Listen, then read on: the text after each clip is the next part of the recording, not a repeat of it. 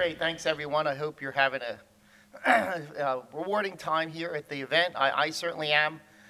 My name is Momjian. I am, sorry, one of the core team members, but also an EDB employee for 15 years. And I'm here to talk to you about flexible indexing. Again, I hope you're having a great time. It's, you know, I was just philosophically thinking it's sort of like the fact that you actually came and sort of took the risk of coming. It's like coming to a conference is now sort of climbing Mount Everest, even though all you did was show up at an event, right? But obviously, you know, everyone's sort of, you know, you sometimes get pushback from your family or pushback from people who think, you know, well, you really need to go, but sometimes you need to go. And I think it's worth the time and worth, you know, worth the experience, because hopefully you're getting a chance to talk to a lot of people. I've talked to a number of you already. This talk is actually one of 57 talks that I've written. If you take a look, and I think my pointer will work here, right here, on my website, there are 57, including this presentation. There are 90-some videos of those presentations and over 600 blog entries. So if you're so inclined to follow up, that would be the best way to do that. I would love if I was able to give you some of the precursor presentations that sometimes are given with this one. The first one, which is, again, all on my website, is called Postgres at the Center of Your Data Center. It talks about the extensibility of Postgres.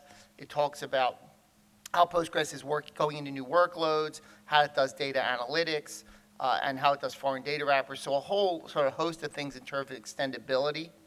Second talk is Non-Relational Postgres, which goes through 8 data types which Postgres supports, which are not relational. Data types like JSON, range types, GIS, full text search, okay? And the reason I'm mentioning those other talks is because you have to have a context to understand why this talk is important. We've all been, maybe many of us have been in the database industry for years. I certainly have. And in the, you know, back in the old days, we only had btree. And if we were lucky, maybe we had a hash index. But as you may know, the number of data types, the amount of data, the type of data that databases need to store today is much different than it was decades ago. I have a talk about data horizons in Postgres, which talks about a lot of the new data entry, data ingestion, data requirements for new databases, things like Internet of Things, web apps, you know, mobile apps, GIS data, documents, social media, right? All new requirements for databases. And databases who can't adapt to those new requirements effectively are not really meeting the needs. And that's why I think you see a lot of the rise of these secondary new databases that are kind of coming around to meet specialized data needs. Now, fortunately, Postgres was designed to be extendable. And one of those extendable areas, as well as data types, is indexing. And you might say, well, why do I need more than btree? Why do I need more than hash? Well, the bottom line is that you cannot use many of these non-traditional, non-relational data types unless you also have specialized indexing methods to support them. I don't know how many of you have had the experience of trying to shoehorn an application that really shouldn't be using btree into using btree.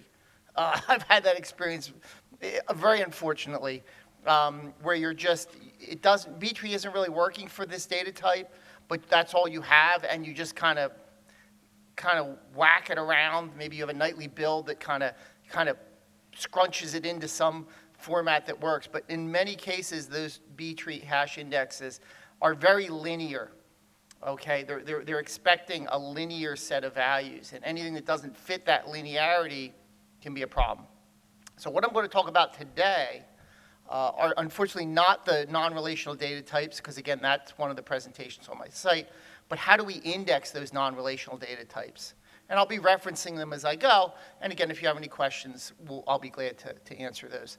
I'll stop really pretty much during the talk, take questions, and then continue, okay? So what are we going to talk about? First, we're going to talk about traditional indexing. That's the sort of btree hash that we're all familiar with. And we'll look at some of the limitations that those traditional indexing types have, okay? Then we're going to talk about some of the non-traditional indexing methods still built upon btree, but they allow you to be a little more flexible with the type of indexing you should do. And I think it's important that you know that. And then we're going to basically launch into some of the non-btree indexing types, which I think is going to be really interesting. And I'll give you specific examples of that. So, any questions before I start? Great. Okay, let's go. All right. Traditional indexing. btree. This is the one everyone's familiar with. Research goes back to the 60s, I believe, or even the 50s to sort of have an indexing type that it becomes sort of a binary tree that you can find values really easily. But btree is only good for certain use cases. Particularly, it's very good for looking up unique values. Now, why do I say that? Well, if you have a lot of duplicates, okay, btree may not be the perfect index for you. It still may work, but it may not be the ideal index, and I'll explain why as I go forward, okay? And it also obviously is good for maintaining uniqueness. If you've got a unique requirement on a column, btree is the natural place for that to happen. It has a very high concurrency, so there's been a lot of research done, and Postgres has continued to improve the concurrency of the indexing so that you can effectively have multiple people adding, removing things to the btree index all at the same time without having them interfering with each other in most cases.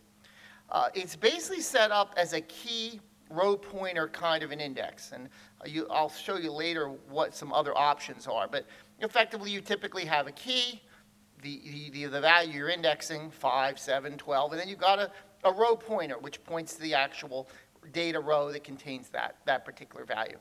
Okay. btree is also very good for certain types of queries. So, for example, if you have an order by or a limit clause, then those are very useful for using btree.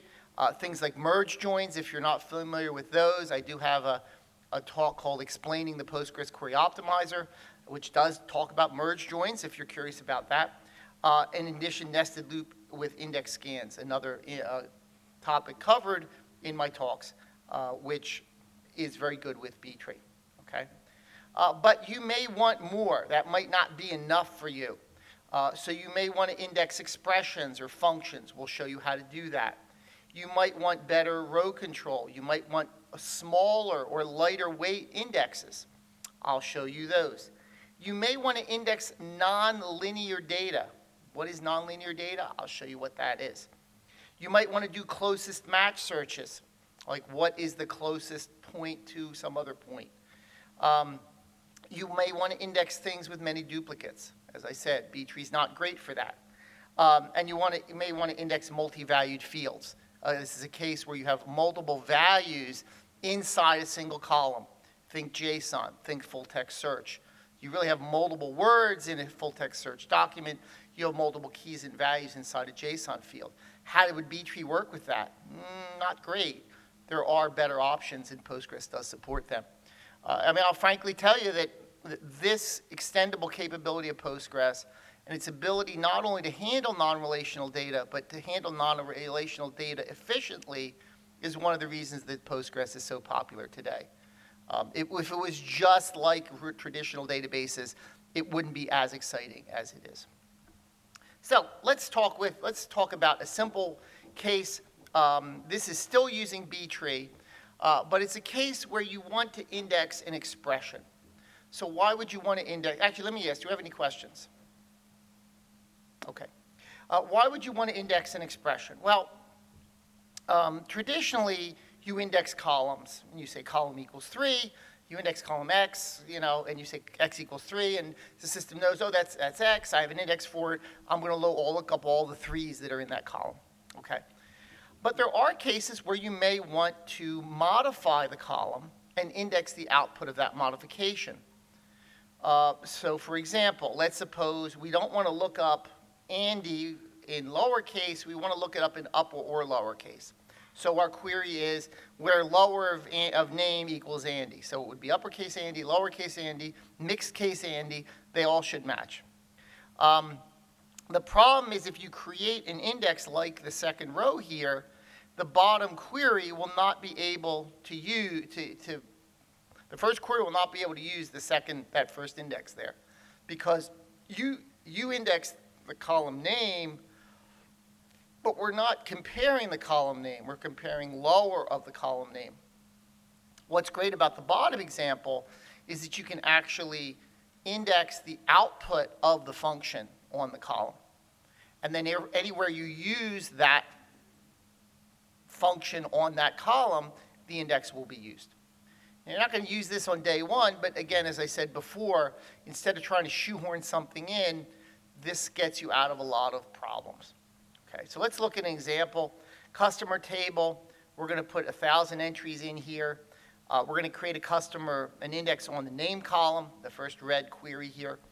And then we're going to say, okay, customer equals 999. Works great, okay? But then the bottom query, as soon as we add the lower in there, yes, sir?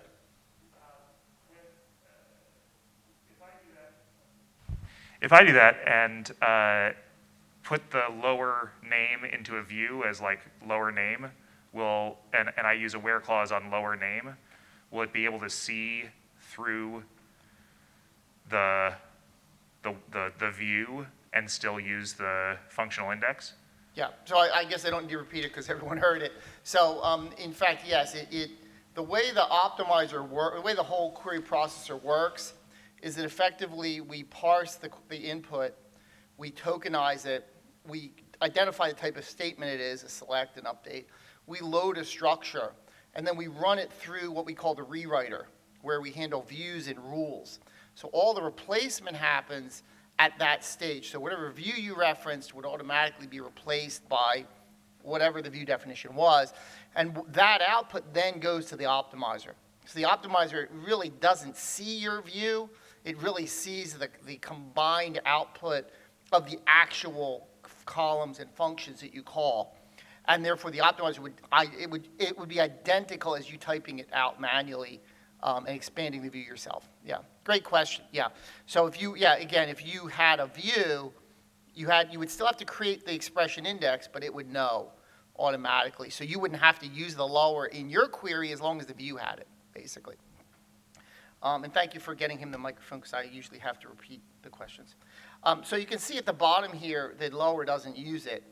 But if I create this expression index right here at the top, then when I run that query again, you can see that that special index is used.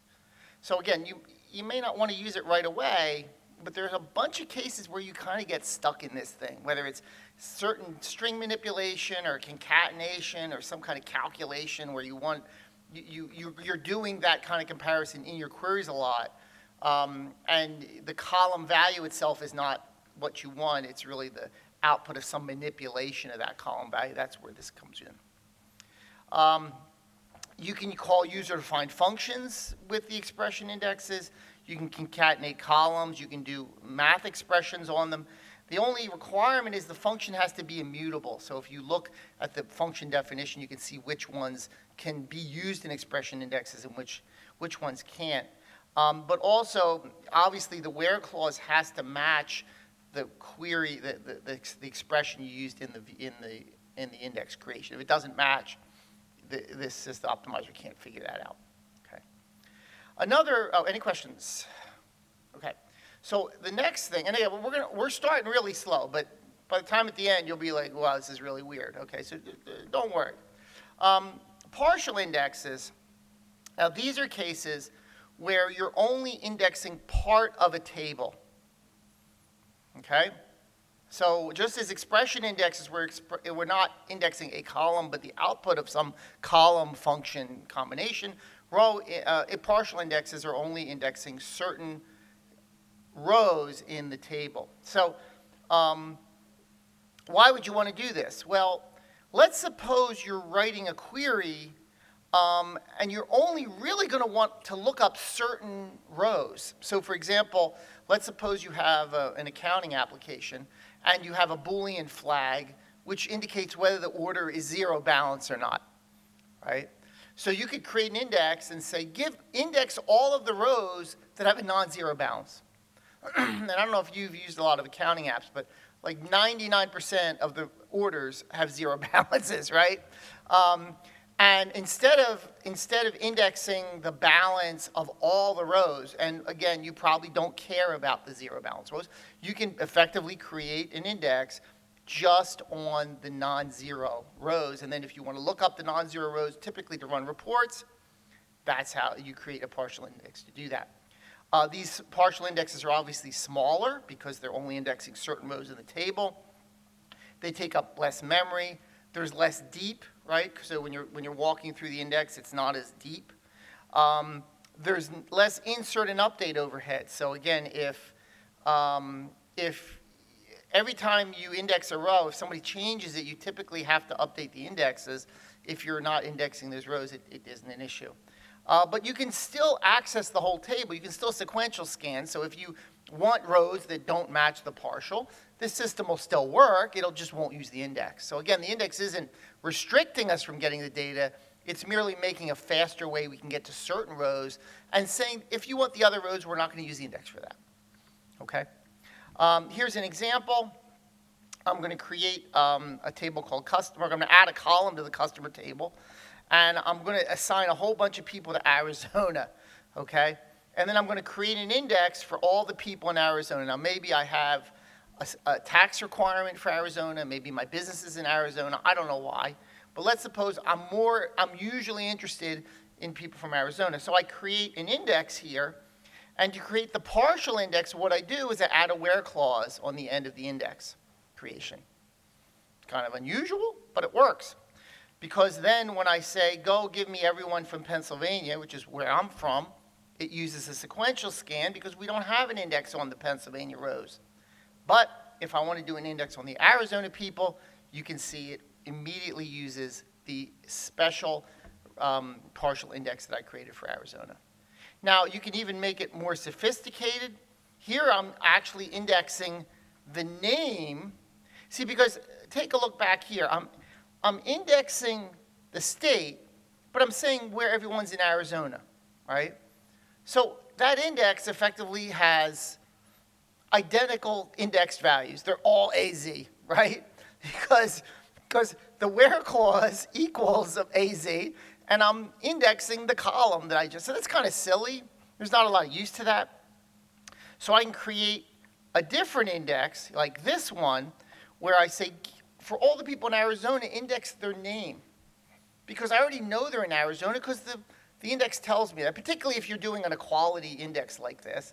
You just say, all right, name, just do the name. And now I can say, okay, if I want everyone in Arizona, it uses the index. If I want, so here I'm actually at the top one, I'm saying, give me the name customer 975 and Arizona, and it knows to do that, and it's obviously going to come very quickly because not only am I looking only at people in Arizona, but I can use the btree index to find that particular name in the index, right? So I'm getting a double win here, right? I know the index only contains people from Arizona, and inside that index, I have all the names. So that's that's a much faster way of doing it. And I'm sorry? Yes. For such an index, does that mean that every key would have both the columns? So the question is, if I create an index where the one's Arizona and the one is, and I index the customer like this one, does the index contain both columns? And the answer is no, okay? Because the where clause is attached to the index. It's like an expression that's attached to the index. So I could have said where state equal Arizona or state equals Pennsylvania, okay? And that expression is in my index, and therefore, when I look to consider that index, I compare the where clause nodes to the expression I've attached to the index. And if it passes, if it matches, then I can go and look at the index values. Okay, so that's a great question, and nobody asked before. But in fact, that expression it's not like I take the AZ and stick it in there, because that would be just kind of weird. Particularly considering I can do a function call here. I can do an or clause, like I can have a whole bunch of stuff, right? So effectively, if I had like state Arizona or state Pennsylvania or state New Jersey, I might want to put the state in this index, because all of a sudden this index isn't telling me the state anymore, the contents, and now I'm really got to pick through the state and maybe the name, depending on what my requirements are. Yeah, great question. Okay. Any other questions? Okay. The point here is that it works with the top one where I'm doing the customer name and the state, and it works just for the state. Either one, they both work. Okay. So let's move kind of out of this and talk about, yes, sir. So if I had, with your or clause, if I had an index, if you did where state equals AZ or state equals PA, if I had separate partial indexes on state equals AZ and state equals PA, would I use both partial indexes? Can the planner do that? So that's a great question. So if you had an or clause, so when you start to look at an or clause, in Postgres, whether you're using partial indexes or not, okay? And again, this is more about my explaining the query optimizer that we're not presenting. But when you have two clauses which both could potentially use an index, you start to look at maybe using a bitmap scan, okay? And you can see the bitmap scan right here at the bottom, okay? And in the bitmap scan, what we typically do, there's a couple reasons we use the bitmap scan. In this particular case, we're using a bitmap scan because we expect a lot of duplicates, right? Because we expect, notice the top query does not use a bitmap scan because it knows there's probably one customer with that name based on the query statistics, okay? And therefore, it's just going to do an index scan. But if it expects a lot of duplicates, it will use a bitmap index scan. The second reason we would use a bitmap index scan is if we want to take two indexes and merge them together. So what would happen in your particular case, hopefully if the tables are sufficient size, is we would create a bitmap for the first query using the first partial index, and then we would find the matches from the second partial indexes and find which ones we would merge those together with an or, because you used an or, and then we would look up the rows. The other issue with this partial index is that you still validate the rows themselves.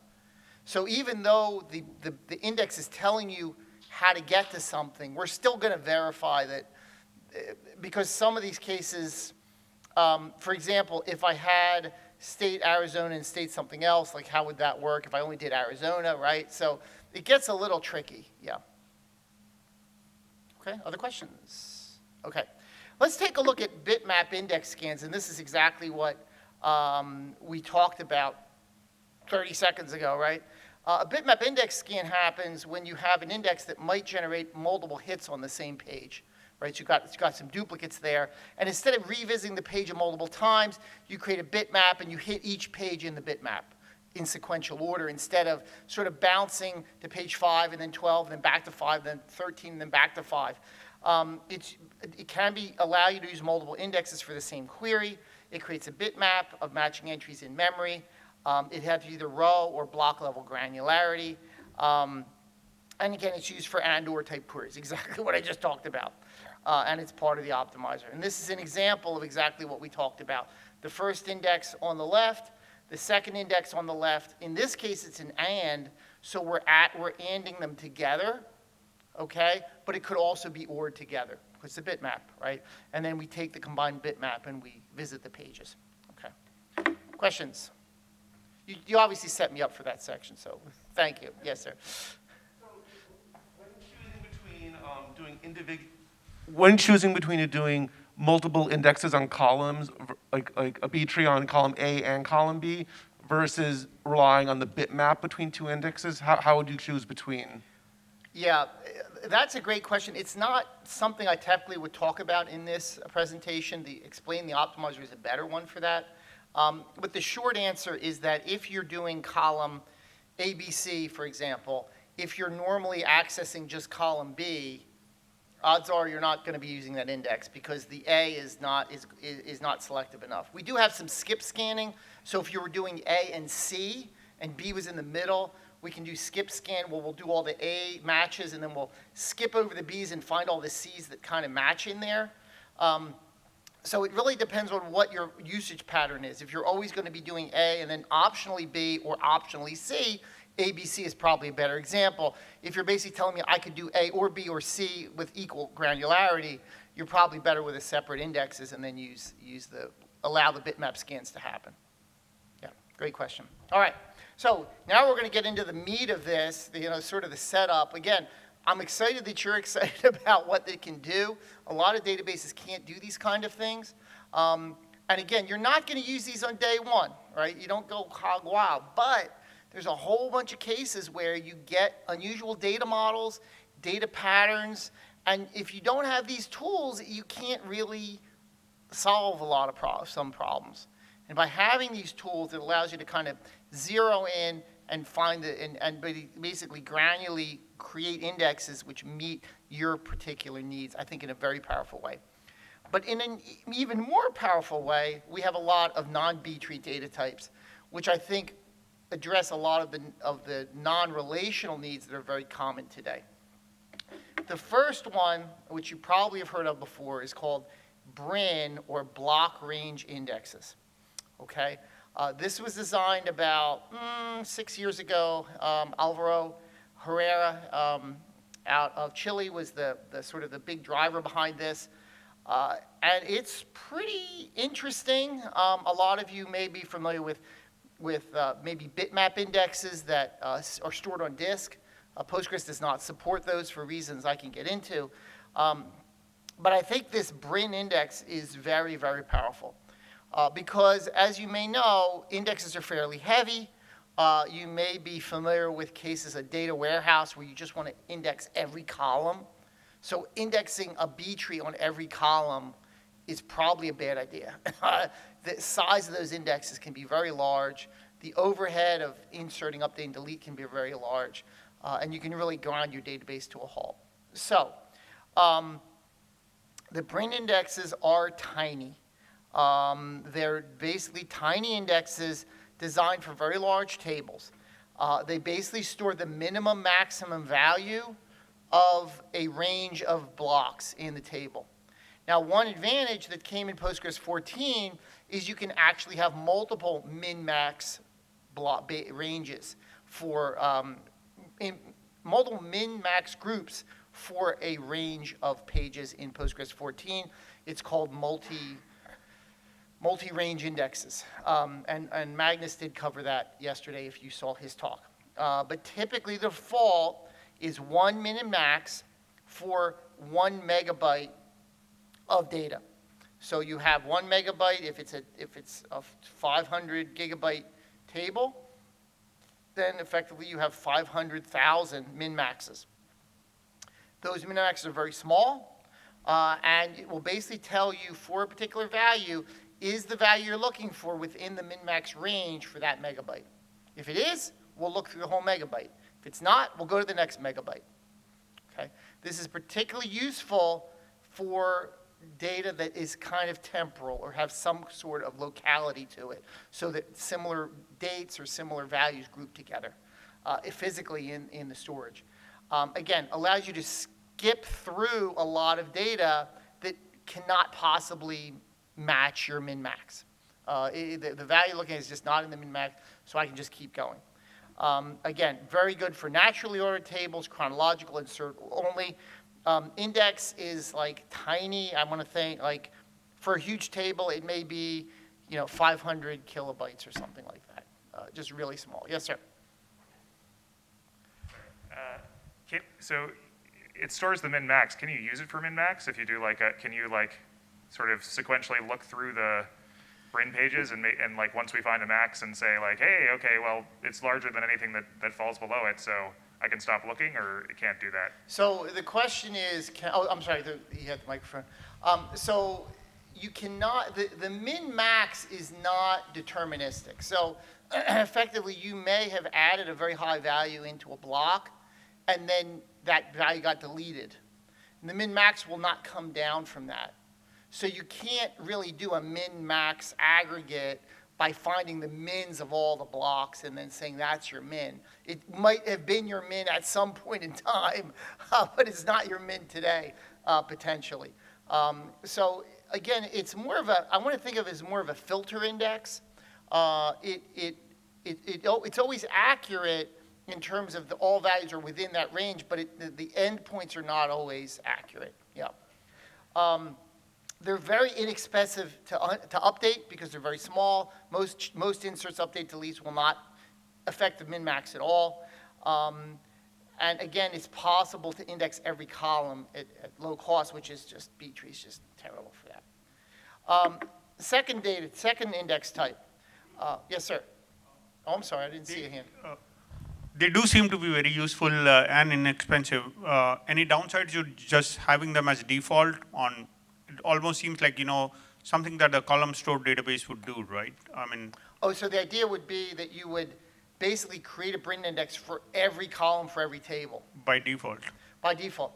No one has ever asked that before. That's a creative idea. I've never thought of it, but yeah, you could potentially do that. Yeah, they are that light that you could, particularly if you knew you were a data warehouse and you knew that, all these things were happening. I don't know how people are doing it now. Maybe they're writing scripts which ought to do that, but I've never seen it automatically done, but I can see why you'd want to. I mean, one thing is, as you said, right, for large data warehouses, you could just randomly once in a while be searching on a column that's never indexed at all. Exactly. Yeah, exactly. This gentleman wanted to say something. Yeah. Yeah, just a quick comment about that. That's the way Netezza used to work with its zone maps of having a min-max, and it always had those. And that was one of the fast ways that it accelerated. Yeah, I think the issue is that Postgres is not always a data warehouse, right? It's kind of a combo, but it would be kind of cool to have like a mode where you turn it on, and then every time you create a table or add a column, it just automatically created something like that. Yeah, I can see, or even a tool that would go out and find out which ones aren't done, right? Like it run every night and tell me, what isn't done. Because you're right, it's kind of, you're creating 5 columns in a table. It's kind of annoying to create, do 5 create indexes after that and make sure you get them all. Yeah. Yeah. Good point. Very good point. I never thought of that before. Anything else? Okay. So the second index type, which I think is really useful, is called GIN. It stands for Generalized Inverted Index. I know that doesn't make a lot of sense and doesn't, well, how to explain it? It isn't very descriptive to me, but effectively it's very good for matching places that have many duplicates. So things like text documents, and I'll show you some examples in a minute, JSON, multi-dimensional data like arrays, where you have a lot of duplicates. This allows you to store the data, the value once, and then the multiple rows get added to it. So remember when I said btree was key value, key value, key value, this is basically key, and then value, value, value, right? Ideal for columns containing many duplicates, optimized for multi-row matches. So think bitmap indexes. Key is stored once, and then you have many row pointers after that.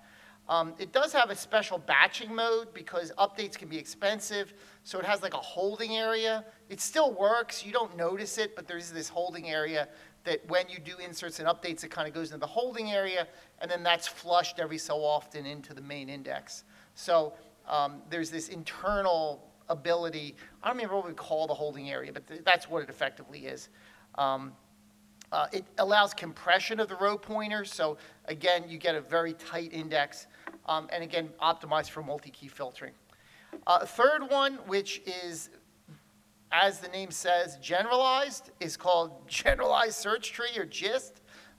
These are effectively a framework of an index, not actually an index structure predefined like the previous ones. Like btree is btree, right? GIN is GIN, BRIN is BRIN. A GIST index is effectively a container of some type of index, and you can put a whole bunch of different types of indexes inside of there. Very useful for geometric types, range types, HStore, which is key value, integer arrays, trigrams, and you see a lot of examples of those, and I'll show you a couple as we go. It also supports distance queries, so if you want to find out what point is near another point, That also happens in the gist indexes. There's a special type of index, and this is hard to get your head around, called space partition gist. And I'll have an example later. But it basically allows the keys to be decomposed. Normally when you index a key, it's like a string, right? You just index the string. What space partition gist does, it allows you to break the string up into pieces and index pieces of the string or pieces of the value in a B-tree-like way. I know, it's crazy. Think of it as like a hierarchical way of breaking up a key. That's how I think of it. Partition in different sizes. I'll show you some examples. Hash indexes, if you're familiar with these, we do have them. They don't have a lot of value over B-tree, frankly, in Postgres. Perfect for equality matches and non-equality, but obviously can't do greater or less than because of the hash. No range lookups, and it's crash safe in replication since Postgres 10. This was not true years ago, and that's why I have this slide about it. Okay. So I'm not making this up. As I mentioned, Postgres is extendable, and therefore all of the index types are defined in the system tables. If you run that query at the top, you will basically get the list I just gave you, which is basically BRIN all the way down to spgist. So index types, including btree, are objects that are defined in Postgres, and this is why we're able to add new indexing types so easily compared to other relational systems. Index summary, btree is ideal for unique, BRIN ideally for many columns, GIN for duplicates, spgist for duplicates in prefixes, and gist for everything else. Okay, so that's how I kind of think of it. This is hard to remember sometimes. That's why I kind of, this is like the cheat sheet. And again, these slides are online, so if you forget, just go back there. All right, let's get into some of the details of exactly what it looks like for specific use cases.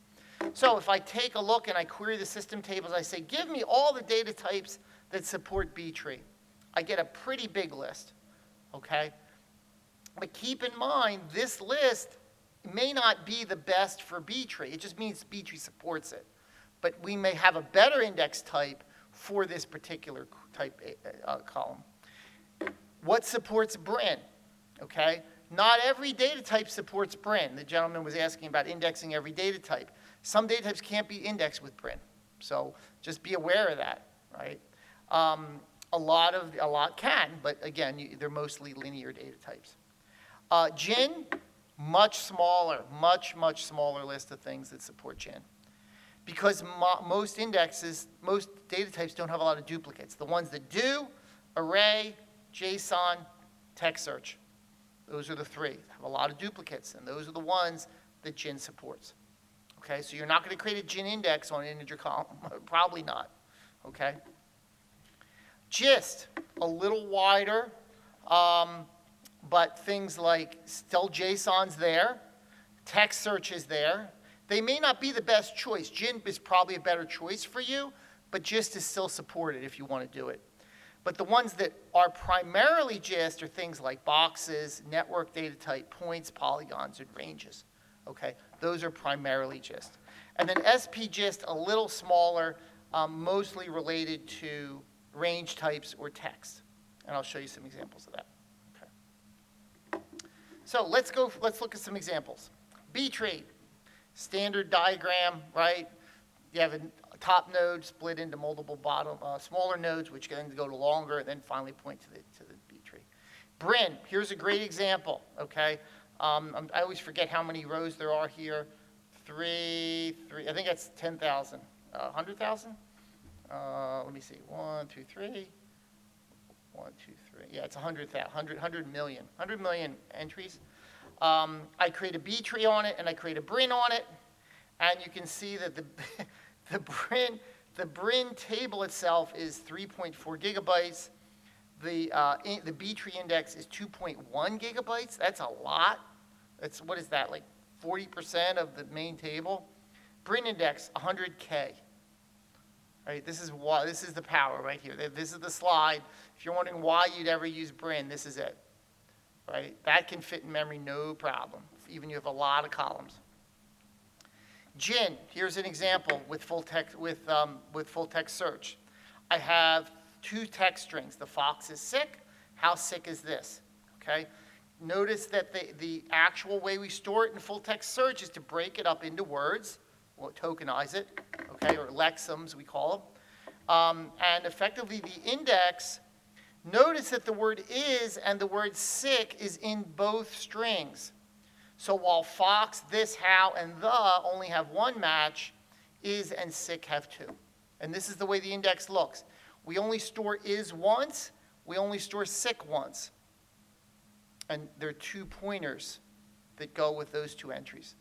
Obviously, it's a very simplified example, but if we were using btree, we'd still have to have is for every match. For gin, we don't. Okay? Here's a JSON example, same issue. Name Bill, active true. Name Jack, active true. We tokenize it this way, and you'll notice that active, name, and true have 2 matches. Bill and Jack have 1. Okay? This is the beauty of the gin index. Yes, sir?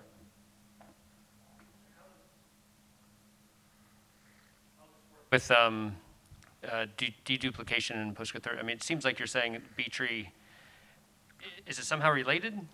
So, so in Postgres 13, or is it 14? I think it was, what was it, 13? 13, right. Peter Gagan, who's at this conference, does amazing work. And he worked with Anastasia, her last name is, I'm sorry, I can't remember it. It begins with an L. Anastasia, I've met her, I just can't remember the last name. They worked together to allow btree indexes to not store the key multiple times if there's duplicates in there, okay? And you're absolutely right that it minimizes the need for gin if you have a lot of duplicates and you have linear data, okay? But the issue with gin, aside from the way we have the duplicates, is we're allowing a single field to be tokenized and all those tokens fed up into the index. That really can't be done with btree. You know what I'm saying? Like if I have duplicate strings in btree and I'm only just looking at the string matches, absolutely. The deduplication of btree was my #1 feature for Postgres 13 as being amazing. But that doesn't help me here because I have multiple multiple token matches inside a single field. And you can't create a btree index on that because it would just become like a mess. Okay, so that's a great question. Yes, other questions? Okay. Here, there's another option we have called JSON bpath, which effectively allows me to, if I'm looking at the whole path of the JSON, not the individual tokens, but the whole path, I can actually hash the whole string, the whole token string, and then I can look up I can find exact matches. I can't look up key values separately, but it's another way of doing lookups with JSON and gin.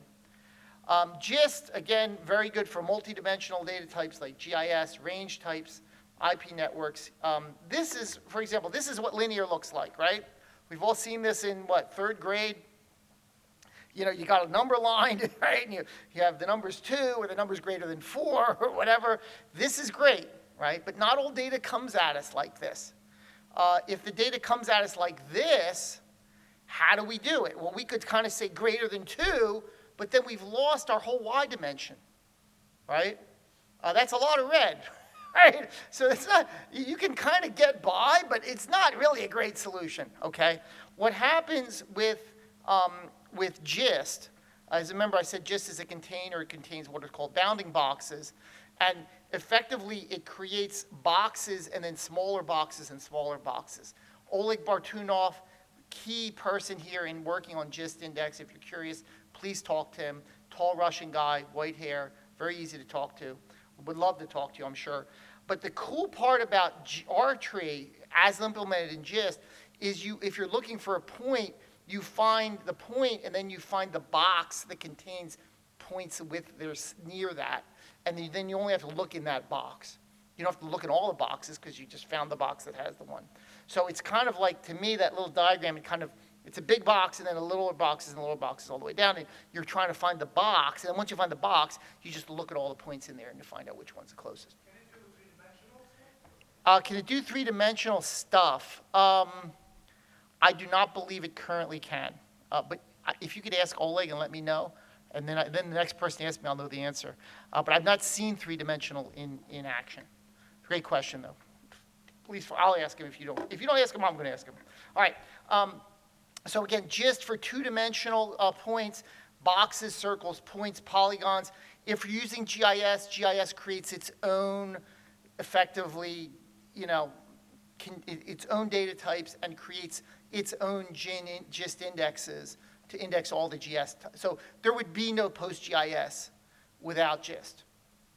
Without extendability, we couldn't do this because they basically take Postgres, they load a bunch of new data types in, they load a bunch of new indexing types in, all of a sudden you have a GIS database. Crazy, but it works, right? Range indexing, I don't think Joe Conway's here, but if you talk to Jonathan Katz, he'd love to tell you about range indexes. They're basically start and stop inside a single field. Makes it very easy, because I've done queries where I have start and stop in separate fields, and it's really hard to kind of use an index effectively. By putting them in the same field, we can create GIST indexes, which basically do the similar type of box, except the boxes are big ranges and then smaller ranges, and smaller ranges you can find things that fit a particular requirement. Really, really cool. I mentioned SPGIST, and this is the best diagram I can think of it. We basically take a string, like a URL, we break it up into keywords. And like HTTP is part of it, and then the domain, and then the part after it, and you can kind of create, instead of indexing the whole key, you splice it up, and then you index parts of that. Really cool. Again, Oleg would be your person to talk to about this. We have quad point and other one, KD point. I'll let Oleg cover those. The documentation is pretty clear on those. A lot of our extensions have support for this. So, for example, we have a btree written for GIN. I used to tell people if they had a lot of duplicates in btree, before Postgres 13, I would say try btree GIN because it's btree, but it removed the duplicates. Now we have it in btree, but we didn't back then, right? Cube, InArray, Trigram I mentioned, PostGIS, all of these have this indexing support. So, index usage summary. What did we learn? When do we create indexes? This is a question I always kind of get. Some basic pointers. Look at PGStat user tables. If you have a lot of sequential scans, you may want to, put an index there. PGStat statements will tell you what queries may benefit from it. Sequential scans are not always bad, but just keep in mind when they might be bad. If a PGStat user index index scan is low, you might have an unnecessary index. You might want to remove that because unnecessary indexes do slow down the database. So when evaluating index types, look at how long it takes to build, look at how big the storage size is, look at what the insert update overhead is, look at the access speed, and then figure out what operators and what data types it supports. And this is sort of the way I kind of look at it. Because in most systems, you just have btree, so you don't have a choice, right? You don't have all these options. Now you do. It does allow a lot of flexibility, but at the same time, you have to sort of figure out which one to use, and that's your problem. So I am out of time. We did have some really good questions. Unless somebody has a final question, we're gonna finish right now. All right. Well, thanks very much. Appreciate it.